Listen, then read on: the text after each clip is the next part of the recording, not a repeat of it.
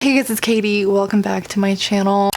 And welcome to my reading vlog for Frostbite by Rochelle Mead. If somehow you missed it, I had a reading vlog for the first book, Vampire Academy. I'll have it linked up here and down below. But today we're reading the second book in the series, Rereading. I'm excited because I read this series for the first time in 2013, so over 6 years ago. Rereading the first book for the first vlog wasn't exactly the experience that I was hoping it would be because I had seen the movie like kind of recently, so I'd had that storyline in my head. But Frostbite, there's not a movie of it and I haven't looked at it, I haven't read it at all since that first read like 6 years ago. So I think this experience of rereading this one will be more what I was going for with that first one. If you've never seen one of my dedicated reading vlogs in the past, there will be spoilers in here, so don't watch this video if you haven't read the series or if you don't want to be spoiled for Frostbite. Currently Saturday night, I'm actually teaching a couple of classes tonight, so I figured I might as well start this because I'm going to be sitting here for a while. I have about an hour until my first class, and then I have a break between that one and the next one, and then I'm teaching another class, so I figured I'll read this until it's time for me to start teaching, and then I'll read this in between my two classes, and we'll see how much progress we can make tonight. It's a crazy Saturday night. I don't really remember anything about this book, except I'm pretty sure they're on like a ski trip, and I'm pretty sure this one was like frustrating because Rose and Dimitri in the first book admitted that they liked each other, and I think this book is all them like trying to resist that, but that's pretty much all I remember. So yeah, I'll update you once I've made some progress. I have actually started this, and I actually laughed aloud as soon as I started reading the prologue because I forgot that she does this with her book. She like basically sums up everything that's happened up until this point, which I guess is kind of smart if you're trying to get new readers who maybe didn't read the first book, or you know, it's been a year since the first book came out and you're just trying to refresh people's memories. But when you're binge reading the series and you're reading the books back to back, it's really annoying. But here we go. We're starting with chapter 1 tonight. I've made it to chapter 3. But now I have to teach, so I'll be back. Basically all that's happened is we've learned that there was a massacre and they think that the humans are working with the Strigoi. I don't remember any of this. This is all new to me again. Christian and Lissa are now dating. They're realizing that the Strigoi's plot is to take out all of the royal lines of the Moroi.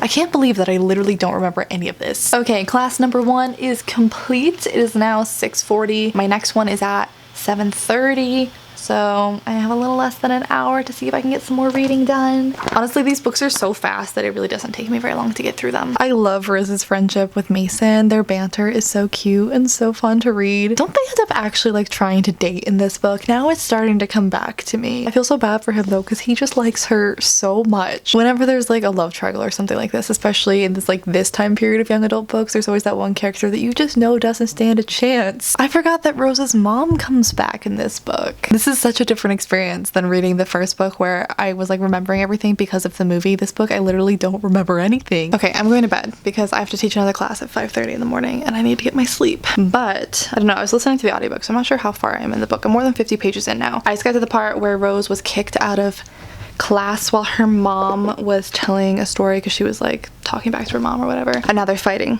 in the hallway. On the one hand, like I totally get where Rose is coming from and why she's so upset, but on the other hand, like you totally get where her mom is coming from. So yeah, we'll read some more tomorrow and I'll update you later. My camera's dying anyway. The next day, I'm now about 70 pages in. I think I'm in chapter 5. We have just met Christian's aunt, who is very familiar with Dimitri, which is making Rose uncomfortable.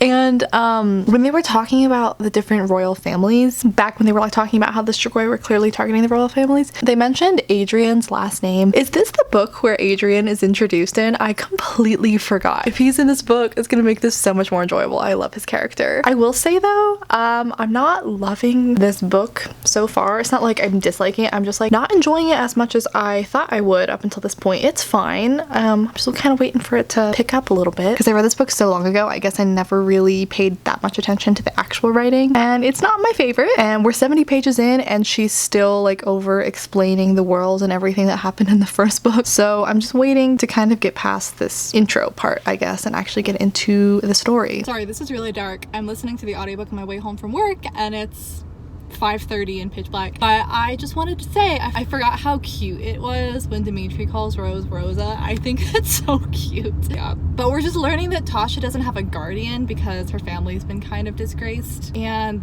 that's about it. That's about all that's happened. Okay, so hopefully you can see me a little bit better now. So Rose's mom just gave her a black eye and she just ran into Mia, and I totally forgot that Mia was like a recurring character in this series. For whatever reason in my mind, she was like only a problem in the first book, but she's still around. She's still kicking. I was listening to the audiobook, so I'm actually not sure how far in I am at this point. You know, on the one hand, I feel sorry for Rose's mom and how she's being criticized for not raising Rose when really that was pretty much the only thing that she could do. But at the same time, I don't like how she, more than like anyone else or like just people in her position, the Dampier women, like she's still criticizing and she goes along with the stereotypes for the women who choose to raise their children, like calling them blood whores, and she's still like really judgmental about them. And I'm just like, I feel like, I don't know. I don't like the like girl on girl hate there and how you're being kind of hypocritical and criticizing people who just made a different choice than you. I just feel like all Dampier women should support each other. I hate this stereotype, and I hate that they're supporting the stereotype about themselves. Oh, okay, I found it. I'm in chapter 7. I'm about 90 pages in now. So I'm now to chapter 9. What has happened so far? So we have Rose seriously considering dating Mason now, which is cute because I love Mason, but I also feel bad for Mason because you know that's never gonna work. Rose accidentally got stuck inside of Lys's head while she and Christian were getting it on, which is super awkward but also very funny. And now I'm at the scene where Rose is training with Dimitri and he noticed her black eye and it was cute. So yeah, we're finally picking up. I'm enjoying this a little bit more now. I still just like don't feel like this book so far holds up as much as the first book did for me. I'm just like not, it's too early to say that. We're only 100 pages in, so I'm gonna try and get like a good chunk of it done because I know I always enjoy books more when I read like long parts in one instead of doing just like a little bit every once in a while, which is how I've been reading this so far because I've been so busy. But I have no other plans tonight, so I'm going to try and make like a decent dent in this tonight. Also, Rose just invited Mason to come hang out with Christian, Lyssa, and Tasha. Now that I'm thinking about it, I think I just remembered something that happens. Can't remember if it's in this book or a later book, and if it's not in this book, I don't want to say it because I don't want to spoil you if you've only read this book. But now I just got really sad. I feel like that kiss with Rose and Dimitri should bother me a lot more than it does, and the whole like age gap thing should bother me a lot more than it does. I feel like in a contemporary book this would like really not be cute for me, but in fantasy I'm just like so much more willing to forgive stuff like this. But then like the logical adult part of my brain is like, that's not okay. I miss how naive I was when I was 16 when I saw no problems with anything. So Rose's mom just told her about how Tasha has asked Dimitri to be her guardian and possibly something more, and to have babies with her essentially. And even though like I know this doesn't happen, I'm still like reacting on behalf of Rose. Like hearing that would have been so upsetting, both because she has feelings for him but also because he's like her mentor and she doesn't want him to leave, and he was supposed to be with her to be guardians for Lyssa. I completely forgot about the storyline. We do meet Adrian in this book. Oh, I love him. Okay, so I'm about halfway through the book now. They just had the big meeting with all of the Moroi. The Strigoi attacks are happening and they were all like brainstorming ideas of what they were gonna do because there's not enough guardians. But now I'm remembering why I found these books so frustrating, because I hate the Moroi and just like the whole attitude that they have, that the guardians like owe them something and aren't even really grateful that they're giving up their entire lives to protect them. Like this woman who's like, they're 16, why can't we take all of these kids to protect me? And where are all of the Dampier women? Why aren't they doing it? Like, screw their children. They shouldn't be raising their children. And that was the one thing about the series that always got me, is just like the Moroi were just so selfish, and I just hated the whole structure of this society. I think that's why I grew to really like hate Lyssa later on, because I felt like she was really selfish and it was just like a really unfair situation and like power dynamic in her friendship with Rose. So just reading the scene brought up so many memories and feelings and just made me really frustrated on behalf of the Dampiers. Because even though like if I were in this society, I would totally rather be a Dampier. I would totally rather be like the bodyguard kind of person, but I would also be really angry in this society by how unfair it is and just the way that things run. So that's me taking this book way too seriously for 5 seconds. And now I just got to a scene where Rose is like confronting Dimitri about the Tasha thing, so I'm gonna get back to that. So I just got to the part where Rose got really drunk with like the whole pool party with Adrian, and then Adrian was taking care of her and Lyssa came and they like talked. This book is just making me remember how much I love Adrian, and now I just really want to read Bloodlines. I'm having so much fun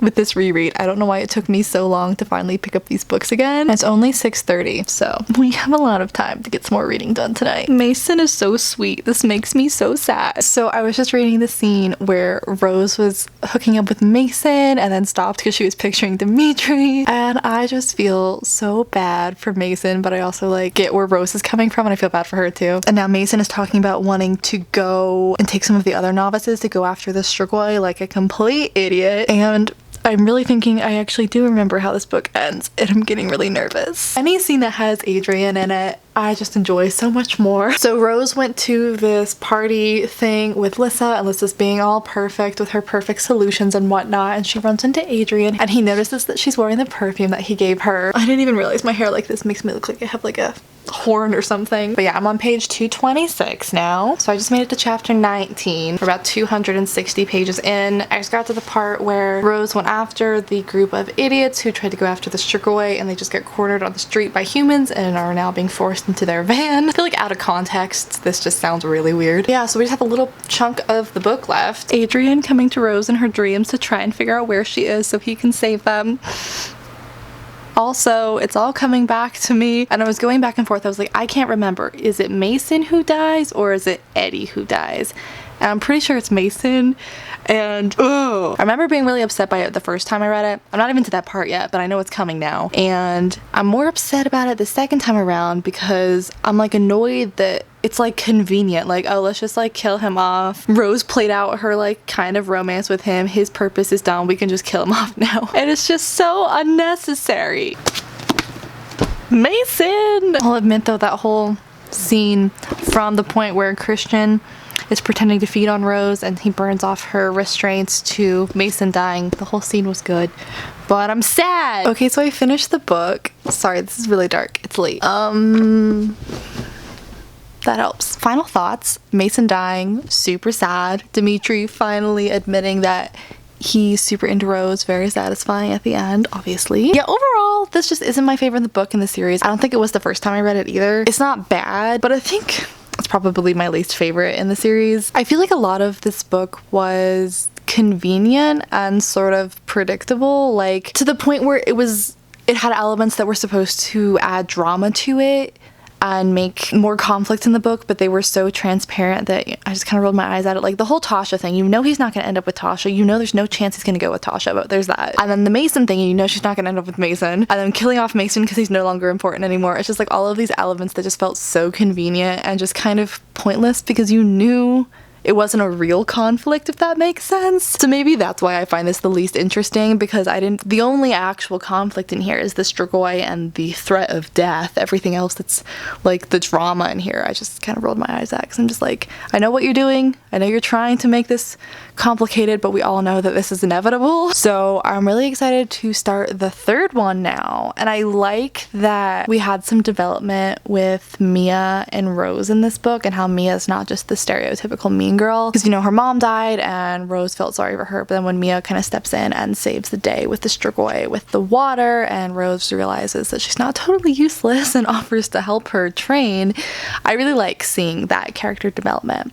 You know, I hate girl on girl hate in books, so whenever we see some development on that front, I'm happy. You'd think I'd like this book more because Lissa's not in it as much and I don't really like her character, but I do like that we get introduced to Adrian. Love Adrian. I don't know how I totally forgot that he also was a spirit user and that's why he was always drunk all the time, and how he's like kind of going a little bit crazy as well. If anything, getting introduced to Adrian in this book just made me that much more motivated to push through rereading all of these books so I can get to the spin-off series, because if you didn't know, if you haven't read the spin-off series, it focuses on Sydney, who's a character we meet later in the series, and Adrian, and it's fabulous. So I'm really excited to read that series again. So yeah, I'm really excited to read the third book. I don't remember anything about the third book, but I remember that I liked it. And even though this one is my least favorite book in the series, I still enjoyed rereading it. It was a fun time.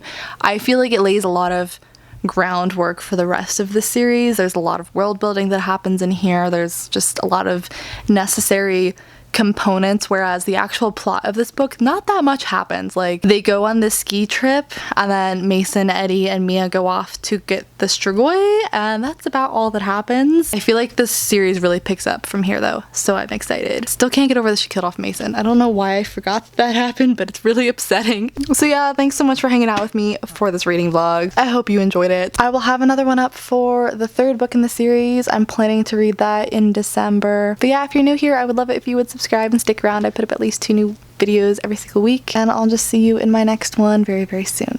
Bye. So hit me.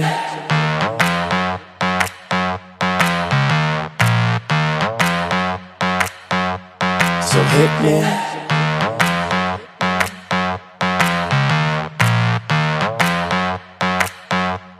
So hit me. First a confession. With you, I feel a connection. With